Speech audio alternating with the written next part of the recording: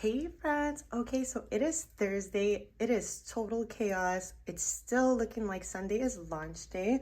We've had a couple of little minor inconveniences, but I think we will be getting past all of that. So today I am making some of these necklace bracelet sets, and I'm going to be backing our hair clips. I'll take you right to them and we'll see the progress.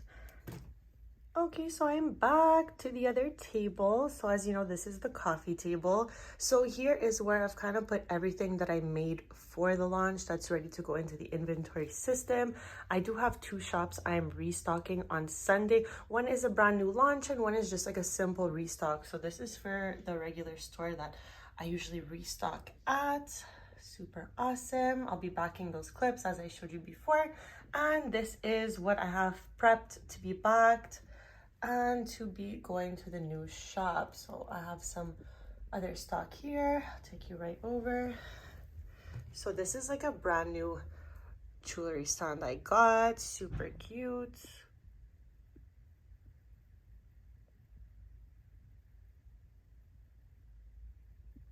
And these are some decorative toppers I made to put on display there as well. These are little party signs. You see me make them all the time in my shorts. So they're gonna have a few in stock. And then just a basic happy birthday sign.